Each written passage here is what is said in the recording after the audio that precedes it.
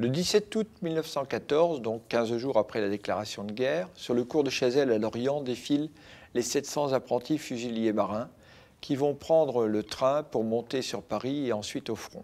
À Paris, leur jeunesse frappe tellement les Parisiens qu'on va les appeler les demoiselles de la marine. Et les Allemands, lorsqu'ils seront face à eux, les appelleront les demoiselles aux pompons rouges. Ces jeunes garçons, bientôt rejoints par des fusiliers marins aguerris qui viennent de Brest, de Toulon, de Cherbourg, etc., de Rochefort, vont monter au front et après être allés à Gand, en Belgique, ils vont arriver sur l'Isère à Dixmude, et là, sous le commandement d'un des plus jeunes et brillants officiers de la marine, généraux de la marine française, l'amiral Pierre Renard, qui est né à Quimper en 1865, vont montrer un héroïsme absolument prodigieux. L'ordre de Renard est clair, sacrifiez-vous, il nous faut tenir 4 jours. Il déclare cela le 17 octobre 1914, et l'attaque allemande commence le 24 octobre et les fusiliers marins vont tenir jusqu'au 10 novembre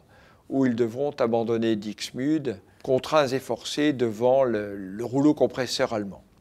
En effet, les Allemands ont engagé face aux 6500 hommes de Renard environ 50 000 hommes sous les ordres du général de Fürstenberg.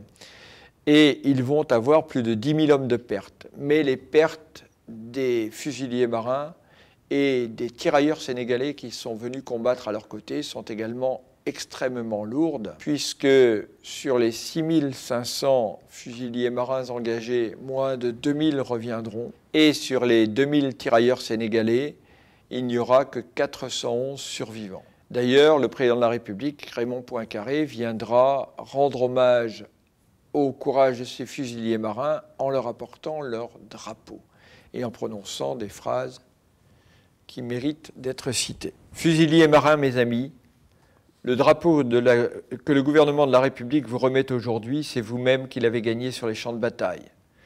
Vous vous êtes montré digne de le recevoir et de le défendre.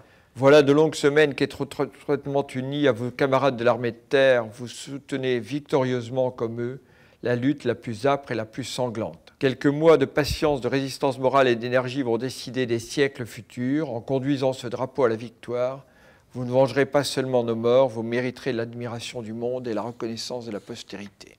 L'amiral Renard, lui, après la dissolution du régiment des fusiliers marins, qui est devenu beaucoup trop faible en nombre, et qui va continuer à combattre, mais dispersé sur les champs de bataille, l'amiral Renard va être chargé de la défense des convois en Atlantique, et continuera une carrière brillante dans la marine.